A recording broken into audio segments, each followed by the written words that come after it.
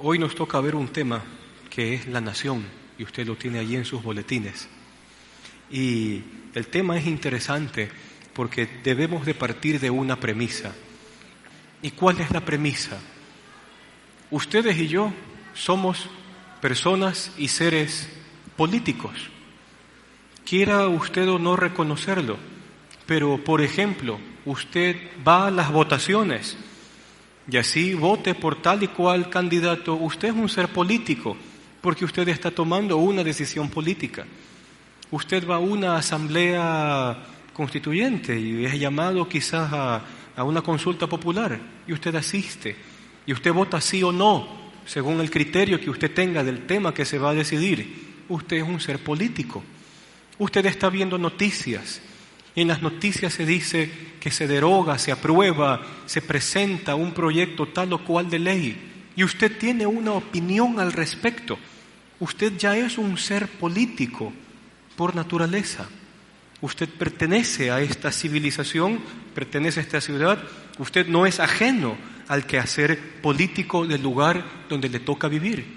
Si usted fuera migrante en los Estados Unidos, créame que usted estaría mejor que un abogado informado de cómo van variando, las leyes migratorias en los Estados Unidos. Porque usted se empapa de la política del lugar donde a usted le toca vivir y desenvolverse.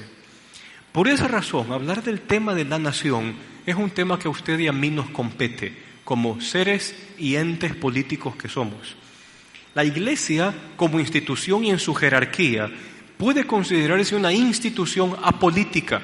Y vamos a ir poniendo un poquito en orden en ciertos conceptos. Le explico algo.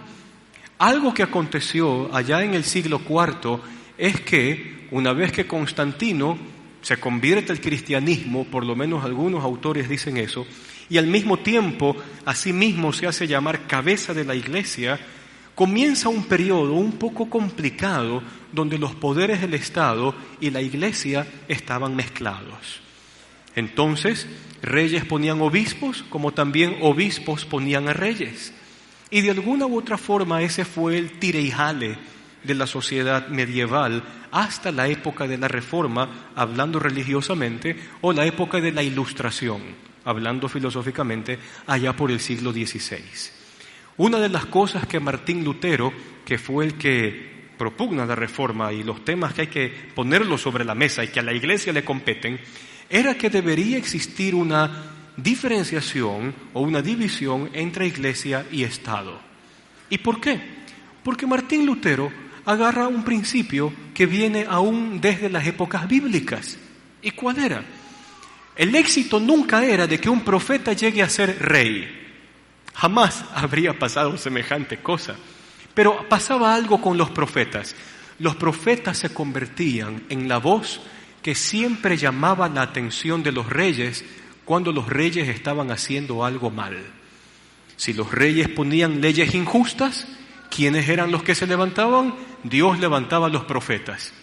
Profetas como Jeremías, como Isaías. Ahora, claro, el mensaje de estos profetas casi nunca era agradable para los reyes, pero era necesario este balance para poder tener un marco equilibrado donde el pueblo pudiera gozar de bienestar. La Iglesia, si bien no es partidista, pero la Iglesia, y es decir, la gente, no estamos hablando ni de las estructuras, ni de la institucionalidad, ni tampoco de los prelados, ni ninguna cosa. Estamos hablando de la gente, de usted y de mí, que somos entes políticos, que vemos noticias, que salimos a votar, que vamos a consultas, que decimos sí, que decimos no, que nos enteramos en las leyes, que opinamos en las leyes. Es necesario que la Iglesia se convierta en el ojo o en los ojos que saben discernir lo que sus gobernantes están haciendo o dejando de hacer. Y eso es ser responsable. Responsable delante de Dios y responsable delante de la sociedad en la cual yo me desenvuelvo. Debo de ser alguien que sepa discernir cómo están las cosas. Entonces, si el alcalde de Guayaquil, de San Borondón, está haciendo algo que no es procedente, Entonces la iglesia debe con suficiente razón decir, hay algo que aquí no está funcionando bien.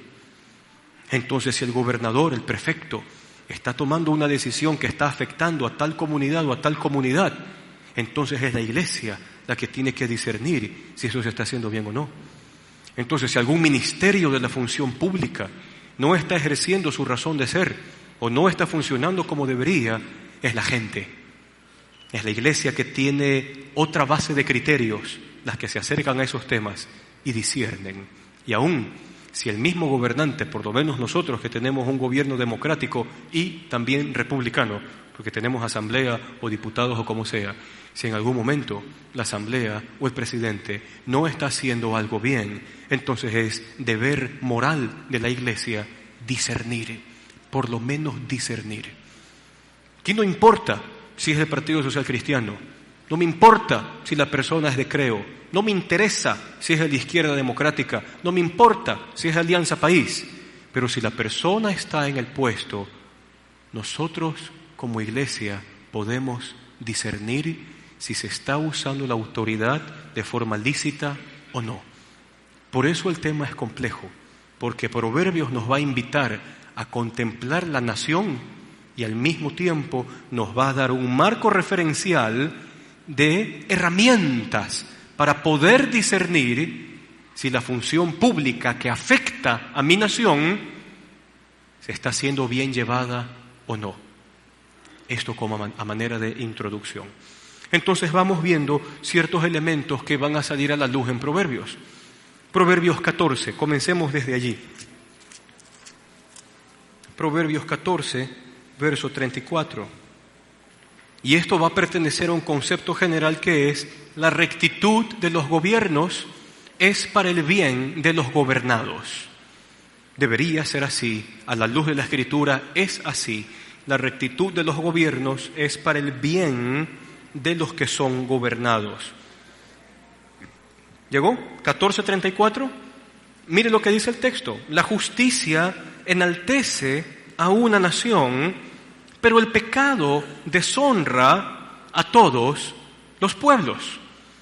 Entonces, por lo menos nos mete en este término de justicia. Y inmediatamente en nuestras mentes deberían comenzar a correr conceptos como nuestros códigos laborales, nuestras constituciones, nuestras leyes, las leyes que manejan el comercio, que regulan el mercado, todo el aparato que sirva para generar justicia. ¿Qué es lo que dice el texto? Si obran la justicia que viene de Dios, esta justicia que se practica en el país, ¿qué va a hacer con la nación? La enaltece. Nosotros podríamos tener ejemplos muy interesantes. ¿Qué sé yo? Hoy Siria es un mundo que da miedo. De repente un día a unos jovencitos disidentes se les antoja poner un grafiti en contra del gobierno. Y el gobierno de Bashar al-Assad se va encima de toditos estos, buscándoles para quitarles la vida.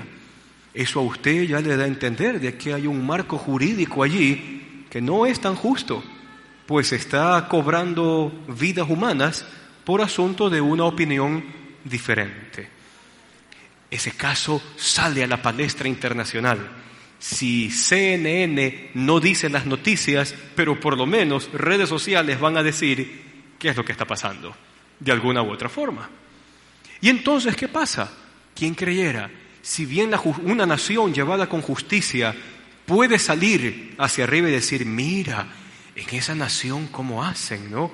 Mira, en esta otra nación cómo hacen lo de acá. De la misma forma, una nación que en su marco de justicia tenga pecado, tenga corrupción, esa nación también va a ser conocida, estigmatizada y estereotipada como una nación corrompida.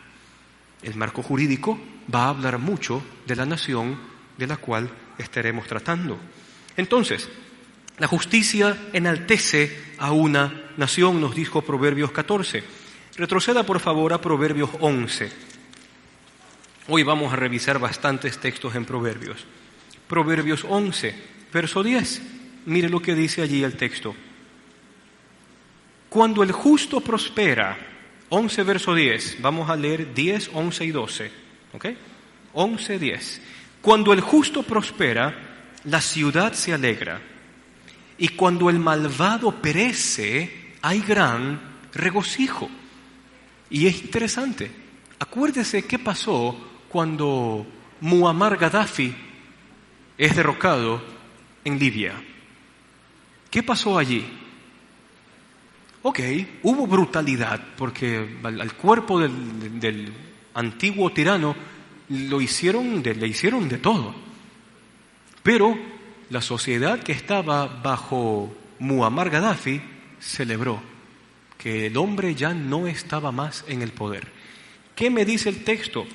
Cuando un justo gobierna y atiende a todos los estratos de la nación, ¿qué pasa con esa nación o con esa ciudad? Se alegra, todos se alegran. Pero ¿qué más dice el texto? Cuando el malvado perece, entonces ahora tengo yo el polo opuesto. Cuando un gobernante malo perece, ¿qué dice? ¿Qué hace la gente? ¿Qué hace el pueblo? Hay gran regocijo.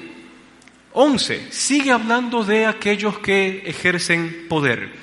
La bendición de los justos enaltece a una ciudad, pero la boca de los malvados la destruye. Y también el verso 12. El falto de juicio desprecia a su prójimo, pero el entendido refrena su lengua. Entonces, mire allí ya cómo se va perfilando poco a poco este ejercer de la función pública en la nación. Primera cosa, justicia, cubrir todas las necesidades de la nación e inclusive cómo se reacciona frente al prójimo. El entendido refrena su lengua. Hay algo que depende ya del historiador que usted lea, ¿no? Pero por lo menos a Abraham Lincoln, presidente de los Estados Unidos que tuvo que afrontar una guerra civil, ha pasado a la historia como alguien que logró conciliar a dos polos opuestos de perspectivas. Eso es ser un estadista. Lograr converger a los que están a mi favor y a los que están opuestos a mí, a un solo punto. Con atos y garabatos el señor Lincoln, después de una guerra civil, lo logra. ¿Y cuál es el secreto de Proverbios para lograr eso? Dice allí que el gobernante sabio, ¿qué es lo que hace frente a su prójimo? No lo desprecia, sino que refrena su lengua.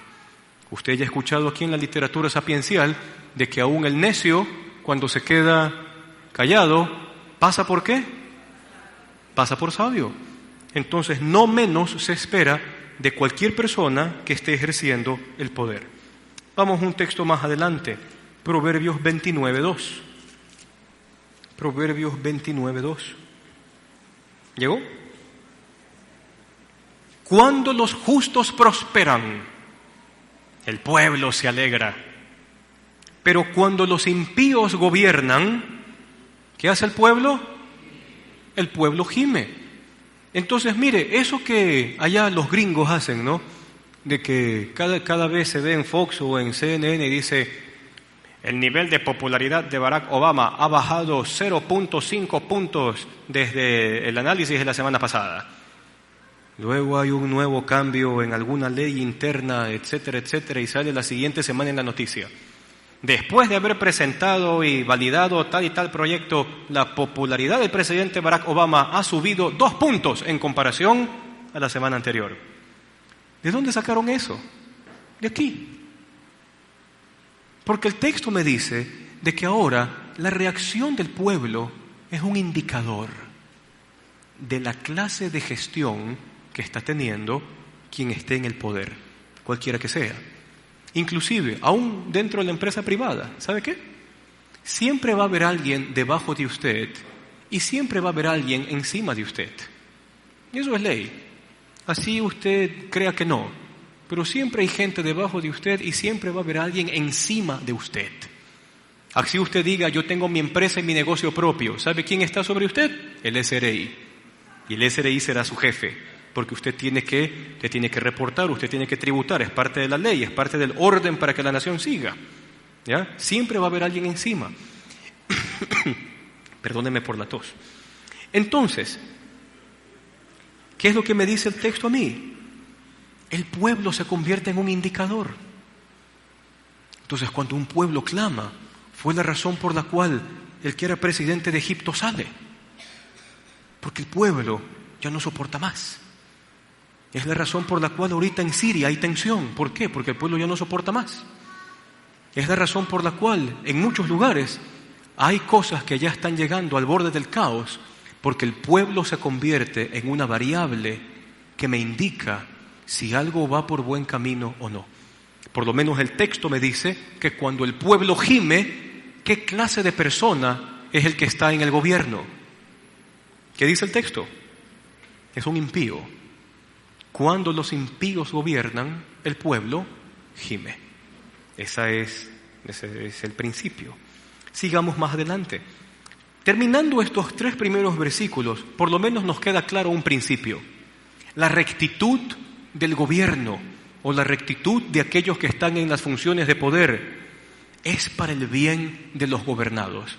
Y allí nos sirve a nosotros una lectura propia del libro del Éxodo. Mire esto. Dios dice a Moisés, Moisés, Israel está esclavo, hay que liberarlo. Está bien, Señor. ¿Y qué vamos a hacer? Tú le vas a decir al faraón, ¿qué? Deja ir a mi pueblo para que me sirva a mí en el desierto. Uy, Señor. Ya está bien, vamos. Faraón, así dice el Señor, deja ir a mi pueblo. ¿Y quién es el Dios de ustedes para que yo le escuche? ¿Y quién creyera? El texto del Éxodo, más allá de hablarnos de los 10 mandamientos, las 10 plagas, si se dieron las plagas o no, el poder de Dios, los milagros de Dios, deje todo eso a un lado y mire esto desde esta perspectiva. Egipto se destruyó como nación porque su gobernante no supo escuchar la voz de advertencia que vino de parte de Dios. Es decir, aún si Dios, llamando la atención al gobernante, éste no entiende, ¿quién termina afectado? Todos nosotros. Por eso se necesita siempre discernir la rectitud del gobierno. Siempre. Porque en la rectitud del gobierno está el bienestar de la nación. Y Egipto, le comento, nunca más, hasta el día de hoy, se volvió a levantar como nación. ¿Por qué? Por la clase de faraón que tuvieron cuando Moisés les llamó la atención. Nunca más Egipto volvió a ser potencia militar. Nunca más Egipto volvió a ser potencia económica como lo fue en aquel entonces. Quien creyera, una persona puede construir o destruir a la nación a la cual sirve. Otro concepto que sale también del libro de Proverbios es que la rectitud del gobierno, la integridad que tenga un gobierno, es para el beneficio del gobierno mismo, porque eso implica funciones transparentes o gestiones transparentes. E igual vamos al libro de Proverbios, leyendo un poco rápido. Proverbios 16, 2. A cada uno, veamos desde el 1, el hombre propone y Dios dispone. No, Reina Valera dice, del hombre es hacer los planes y de Dios guiar sus pasos. 2, a cada uno le parece correcto su proceder, pero el Señor juzga los motivos. Y es importante tener esta perspectiva. Las personas que ejercen el poder deben de tener un sentido de temor de Dios, o por lo menos un sentido moral que parta de este conocimiento de Dios. El libro de Proverbios definió desde el primer capítulo que el principio de la sabiduría es el temor al Señor. Y eso es condición sine qua non. Principio de la sabiduría es el temor al Señor. Y entonces el proverbista aquí nos agrega una línea más y nos dice, es el Señor el que discierne las intenciones del corazón. Aplicando esto a la función pública, yo debo de tener claro que Dios está presente cuando se licita algo. Dios está presente cuando se entrega un contrato a alguien. Dios está presente cuando se hacen los concursos por méritos y oposición. Dios está presente cuando se nombra a tal o cual persona para que ejerza una función pública. Dios está presente cuando se adjudican posiciones, contratos, valores, partidas presupuestarias para tal o cual proyecto. Dios está presente allí en la función pública, discerniendo cada intención de cada corazón. Dios discierne el corazón. Y aun cuando nuestros términos en el siglo XXI traten de alguna manera, antes se hablaba acerca de la coima y del soborno, y suena mal, ¿verdad? ¿Suena o no suena mal? Suena malísimo esos términos. Entonces ya el siglo XXI se encargó de releer los términos. Entonces en ocasiones se pueden hablar de comisión por gestión. Ya suena lindo, pero sigue siendo lo mismo. Dios está presente en cada contrato, en cada concurso, en cada entrega de función, de cargo, de poder, en cada proceso de auditoría, en cada control. Dios está allí. Y eso debería hacer que el que ejerce la función actúe con temor y con temblor. Con mi hijo Mateo estamos leyendo al profeta Jeremías. ¡Ay, ese libro con Mateo tan chiquito! Sí, tiene que escuchar. Y lo interesante de Jeremías es que a Jeremías Dios le mandaba decir las peores cosas. Mira, Jeremías, los reyes han hecho esto, esto y lo otro y no me agradan. Diles lo siguiente. ¿Y ahora qué le toca decirle, Señor? Que ellos van a ser los que van a ir a la cabeza de los que están en esclavitud. Dile a los reyes y a la nobleza y a la clase alta que están haciendo esto, esto y esto y que se van en contra de mí. Diles que ellos van a ver a sus hijos morir en medio de las calles y que cuando abandonen la ciudad van a pisar cadáveres. No son tan gratas noticias, pero por lo menos eso ayudó a que el pueblo por lo menos pueda decir que no les faltó la advertencia ni el consejo para saber discernir. Entonces, la rectitud del gobierno es para el bien mismo del gobierno. Quien ejerce el poder en la nación debe de estar consciente que Dios está presente allí, aun cuando a Dios se lo trate de sacar de nuestra vida política o de nuestra vida pública o de nuestra vida en cualquier aspecto. Así usted lo quite, Dios está allí, presente, mediando, revisando, viendo. Y en su momento, como bien decía el texto, en otra parte, Dios va a dar a cada uno conforme a su actuar y a las intenciones de su corazón. Eso es un tema serio. Proverbios 20. Si el 16:2 nos dijo de que yo debo de considerar que Dios está presente en todo, Proverbios 20, en el capítulo 28, pero en el verso 28, me va a describir mucho de cómo se puede sostener un gobierno. La misericordia y la verdad sostienen al rey, y su trono se afirma en misericordia. Si usted va al capítulo 28, va a agregar otro concepto. Proverbios capítulo 28, verso 28. ¿Llegó? Cuando triunfan los impíos, la gente se esconde, y cuando perecen los justos, prosperan. Similar al anterior. Vamos al verso 16 de este mismo capítulo. Cuando prospera el impío, prospera el pecado. ¿Y qué más?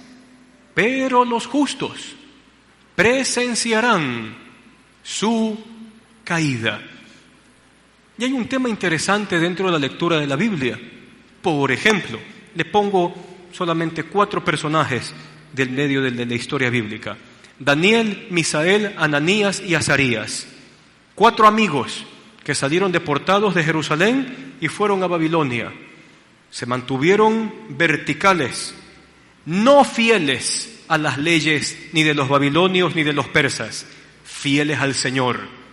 Y lo interesante de la vida de estos chicos es que Nabucodonosor, corregente con Nabopolassar, se va como emperador, como rey, y sube Belsasar, hijo de Nabucodonosor, y corregente con otro, y los 4 amigos seguían allí como asesores del rey que estaba de turno. Cae Belsasar y viene Darío, rey de Persia. ¿Y quiénes siguen allí presentes? Los 4 amigos que temen a Dios, que sirven al Señor y que mantienen una integridad no conforme a las leyes de donde estaban, sino conforme a los principios de Dios.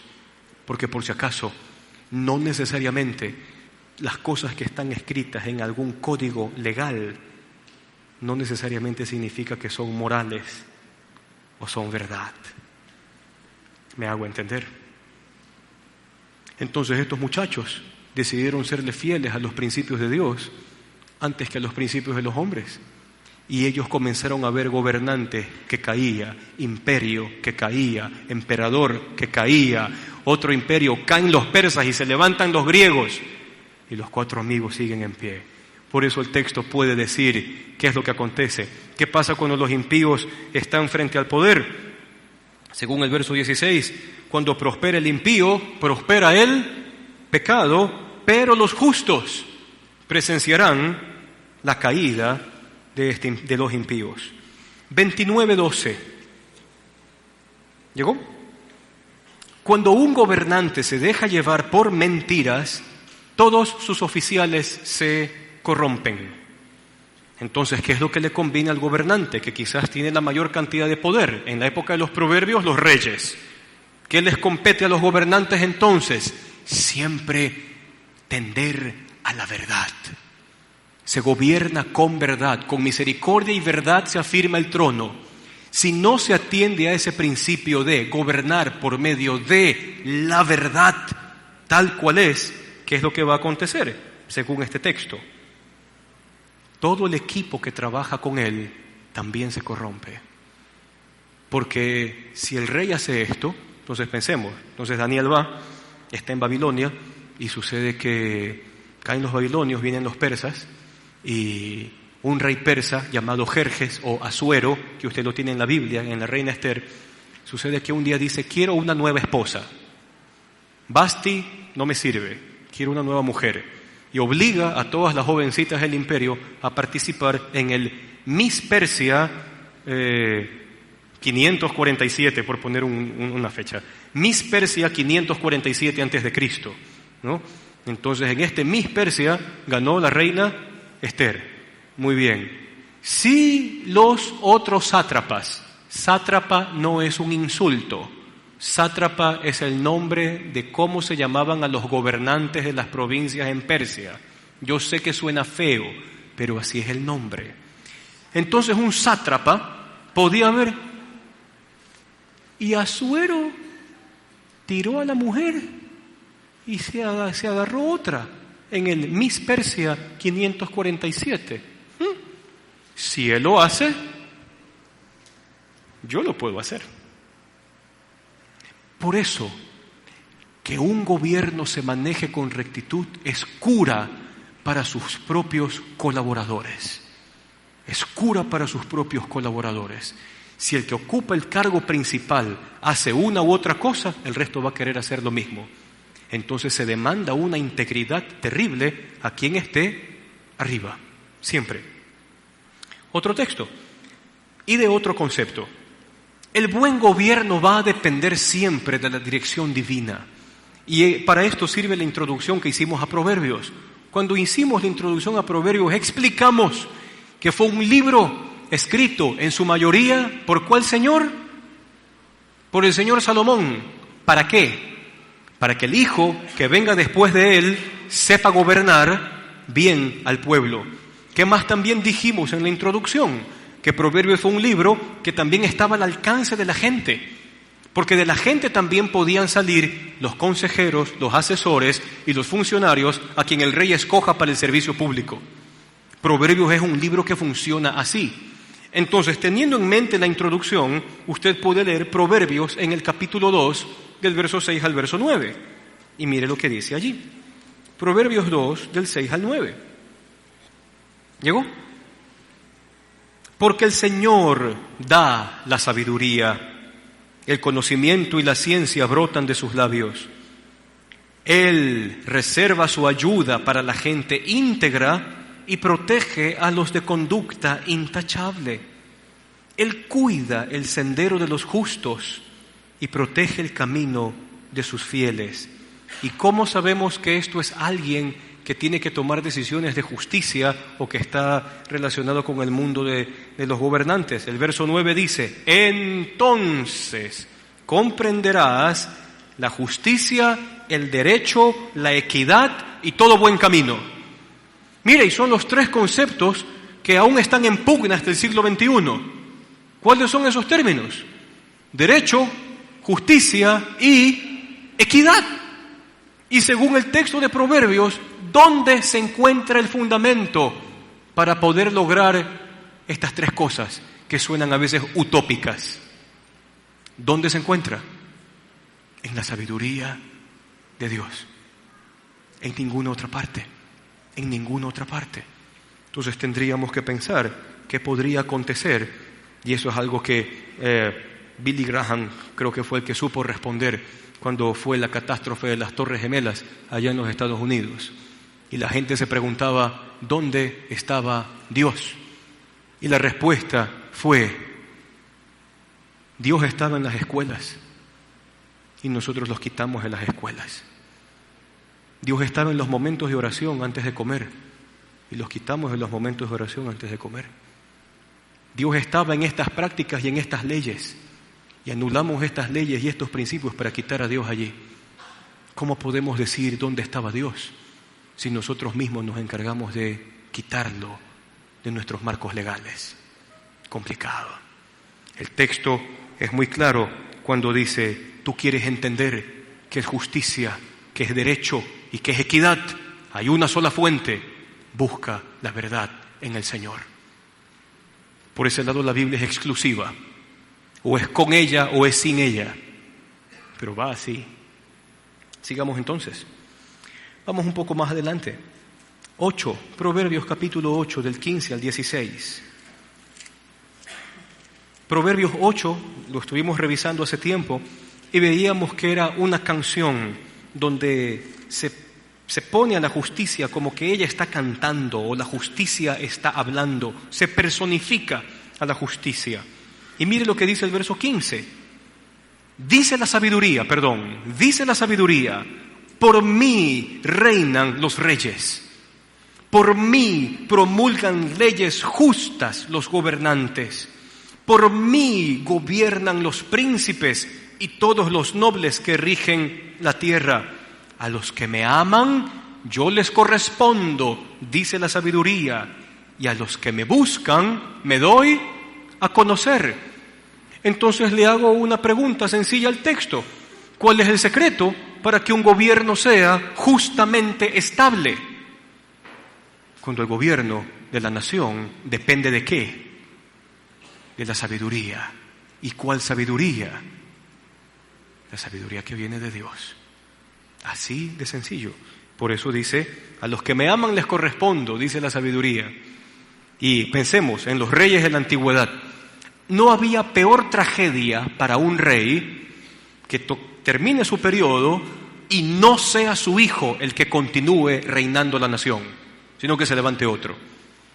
Así que en términos antiguos, hablar de un trono o un reino afirmado sería de un reino continuo, que de la misma descendencia esté ejerciendo el poder.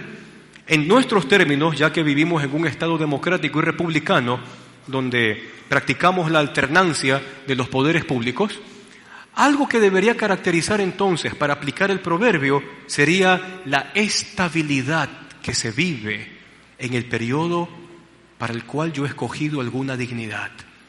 Si estamos hablando de periodos de 4 o 5 años, estamos hablando de un periodo que sea caracterizado por la estabilidad. ¿Cómo se logra eso? ¿Qué diría el texto? Por mí gobiernan los reyes, dice la sabiduría. Por mí afirman su trono los príncipes y los nobles de la tierra. dice la voz de la sabiduría. ¿Y cuál es la sabiduría según Proverbios? Es el temor del Señor. Sigamos más adelante. El buen gobierno va a depender de la dirección divina que el gobernante busque. El buen gobierno depende de eso de allí. Pero también Proverbios nos va a dar trazos de cuál es el carácter del gobernante. Vamos acá, Proverbios 17. 17:23. ¿Llegó? El malvado acepta soborno en secreto, con lo que tuerce el curso de la justicia. Estas son las comisiones por gestión, ¿verdad? Ok. El malvado acepta soborno en secreto, con lo que tuerce el curso de la justicia. ¿Qué se espera del gobernante? ¿Qué se espera del gobernante según este proverbio? Que no acepte ningún tipo de regalito o cosa.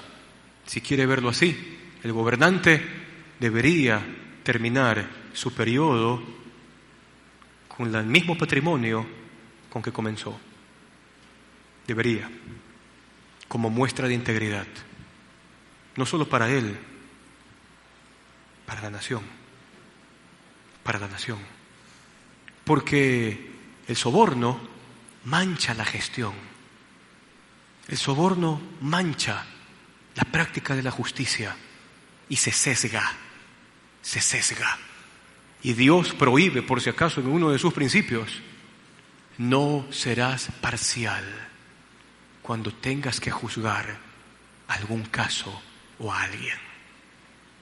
Pero el dinero a veces mueve balanzas y el gobernante, a la luz de la Escritura, en su carácter, está llamado a no aceptar cosas que hagan inclinar la balanza a un lado. Eso también es balanza falsa y pesa falsa, cosa la cual el Señor aborrece. Proverbios 17:23, Proverbios 18:5, hay otro allí. No está bien declarar inocente al malvado y dejar de lado los derechos del justo. Un llamado al gobernante a que tiene que hacer ¿qué? Tiene que castigar al que hace el mal. Con el que hace el mal tiene que ser severo y al mismo tiempo tiene que premiar a aquel que hace lo justo. Y un texto más, Proverbios 24:23. ¿Llegó? También estos son otros dichos de los sabios. No es correcto ser parcial en el juicio. ¿Por qué? ¿Qué acontece cuando se parcializa o cuando se sesga algo? Dice el 24, porque los pueblos lo maldecirán, las naciones lo despreciarán. ¿A quién? A quien declare inocente al que es culpable. Y luego vamos a ver cómo Pablo, el apóstol, trabaja estos términos. Pero serán bien vistos y bendecidos, ¿quiénes? Los que condenan al culpable. Es decir, no hay impunidad. Carácter propio del gobernante. Vamos un poco más adelante. ¿De quién se preocupa el gobernante? Proverbios 28:16. Vamos un ratito allá. ¿Llegó? Proverbios 28:16. El gobernante falto de juicio es un terrible opresor, y el gobernante que odia las riquezas prolonga su vida. Entonces, ¿qué saldría de aquí como preocupación propia del gobernante? Siempre estarse haciendo un autoexamen. Si me está faltando juicio o criterio para hacer algo. Acuérdese que los proverbios en otras partes bien habla de que en la multitud de consejeros se hace la guerra, de que yo me tengo que aliar a gente sabia para aumentar mi saber. Una preocupación que debe de tener constantemente el gobernante es revisar su juicio. ¿Por qué? Porque si llegamos a esta instancia y el gobernante es alguien que es falto de juicio, ¿en qué se puede convertir según el texto? ¿En qué? ¿En un qué? En un tirano,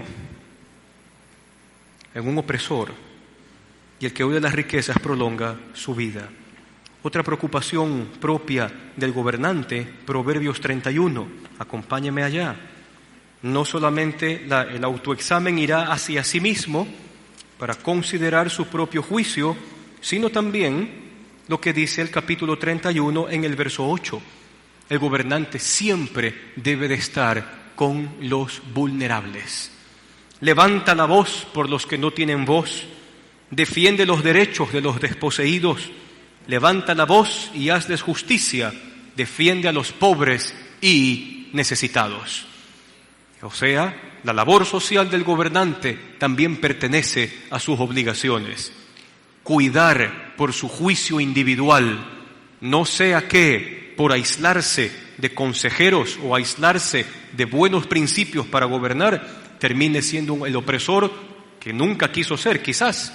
Y también el gobernante debe de preocuparse por los más vulnerables, por los pobres y elaborar una justicia social. Pero acuérdese, justicia, derecho y equidad, ¿cómo se comen? Con la sabiduría que viene de Dios. Estas tres cosas no se puede lograr sin eso. Sigamos más adelante. Ahora, tenemos que irnos a esos textos complicados de Romanos 13. Y con eso vamos a ir aterrizando. Nos despegamos de Proverbios un ratito. Y vamos a Romanos capítulo 13. Porque yo debo de mantener un criterio equilibrado. Les pongo como ejemplo algo. Hitler, Adolfo, comienza a tener un poquito más de renombre allá por el 1933. Para 1939, este hombre ya se lanza sobre Polonia, sobre Holanda, allí militarmente. Con el tiempo, Hitler llama a la Asociación de Pastores Alemanes, y no son perritos, sino pastorcitos, ¿ya? Y los convoca, porque el Partido Nacionalsocialista quería entregarles a cada pastor el sermón que tenía que predicar cada domingo. Eso pasó. Y los sermones que tenían que dar en sus homilías, en sus predicaciones, eran en pro del Partido Nacionalsocialista. ¿Con el fin de qué? Captar todo. Para que aún desde los púlpitos se avale lo que estaba haciendo Adolfo Hitler en los frentes militares y también en las limpiezas sociales que estaba él comenzando. Hubo muchos pastores que hicieron caso y decidieron, bueno, esto es lo que nos da la autoridad a que prediquemos, entonces eso vamos a predicar. Como también hubieron otros pastores que dijeron, ya no se puede, porque hay un momento en que la conciencia moral guiada por Dios me impide hacerle caso a esta persona. Entonces vendrán algunos que tengan una lectura como esta. Y entonces se lee Romanos 13 bajo esta perspectiva. ¿Cuál es? Primera perspectiva de Romanos 13. Todos deben someterse a la autoridad pública, pues no hay autoridad que Dios no haya dispuesto. Así que las que existen fueron establecidas por Él, y por tanto todo el que se opone a la autoridad se rebela contra lo que Dios ha instituido. Los que así proceden recibirán castigo. En esta primera lectura será una lectura donde yo me voy a enfocar a la persona. Entonces, si Adolfo Hitler está frente al gobierno alemán, como está él frente al gobierno alemán, yo me tengo que someter a él. Pero someter a él significaba decir, al lado de mi casa hay una familia de judíos escondida.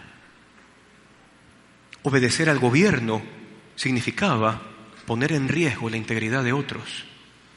Pero alguien podía decir, Romanos 13 dice, sométase a la autoridad superior.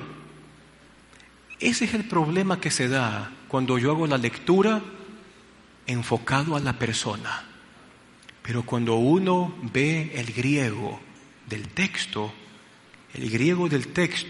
apunta al cargo, la silla, la posición, la investidura. ¿Por qué? Porque un gobierno republicano, democrático, o quizás en las épocas antiguas un gobierno donde el rey era el que gobernaba, el orden civil es considerado un regalo de Dios. La presidencia existe como silla, como un regalo de Dios para el pueblo.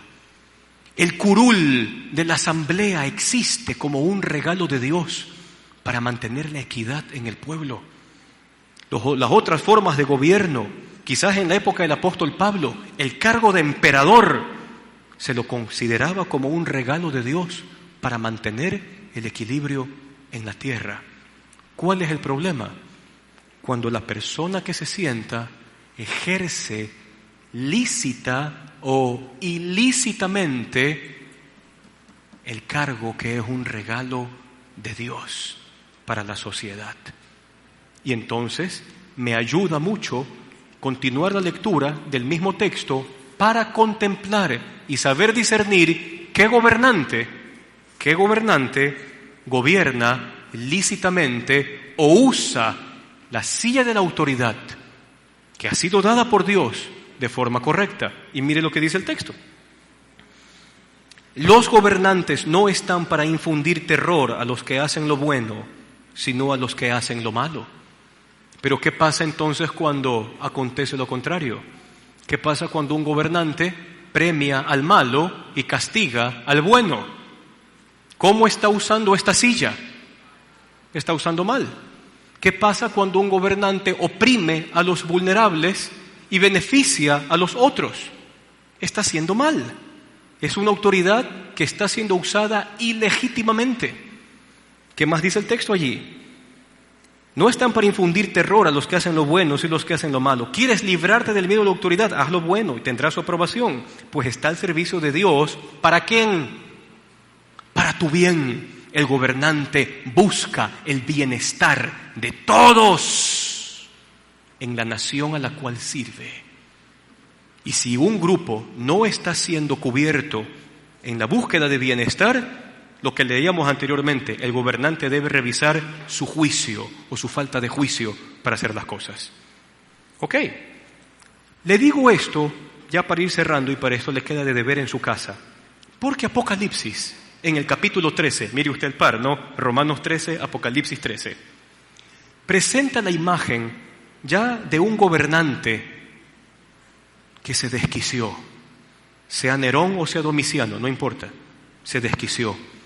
Cometía inmoralidades, perseguía a la iglesia, tomaba unas medidas económicas que daban miedo. Imagínense lo que dice el texto de Apocalipsis, ¿no? Es más o menos un molde de pan por $30, haciendo la conversión que hace por ahí un efa de pan por el salario de un día. Más o menos dice eso el texto. Cuando llegamos a Apocalipsis 13, vemos que la misma Biblia que me describe a un gobierno lícito y que me dice a mí, a ese que usa el poder lícitamente, a ese nos sometemos voluntariamente, la misma Biblia describe a un gobernante como Nerón o como Domiciano que está utilizando esto de forma incorrecta, lo describe como la bestia.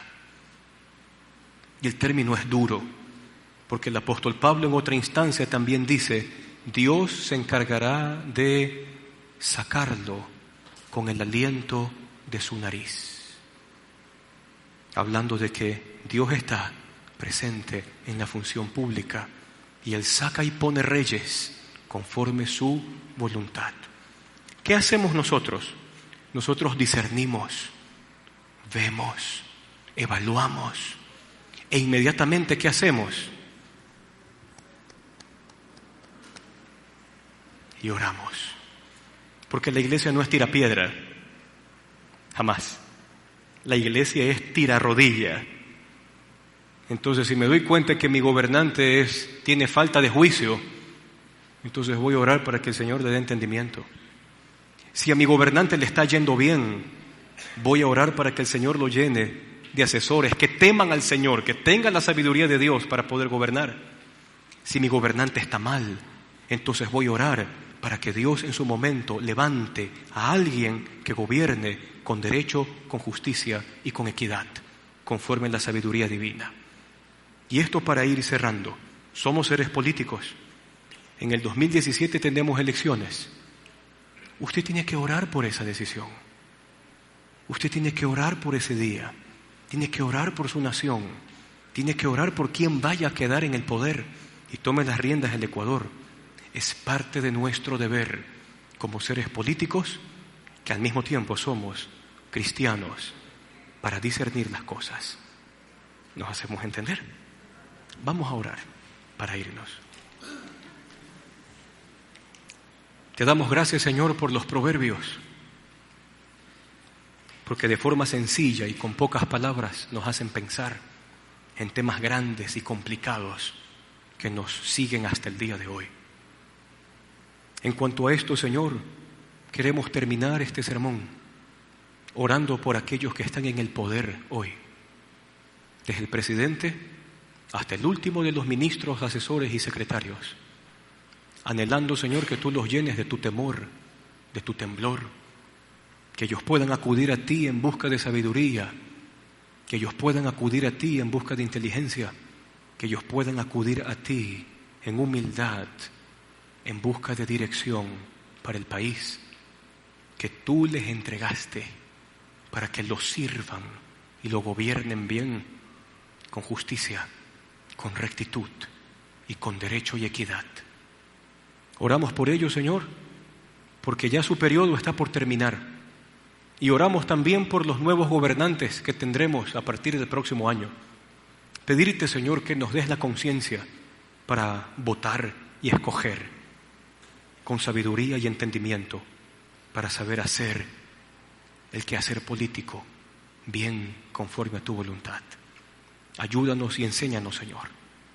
Oramos por ellos.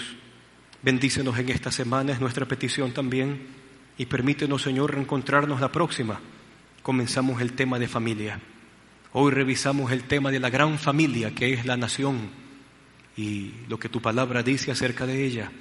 Ahora nos vamos a enfocar en la familia más pequeña, la de cada uno de nosotros, anhelando, Señor, que tus principios, que tus llamadas de atención calen en nuestro corazón y en nuestra práctica de vida.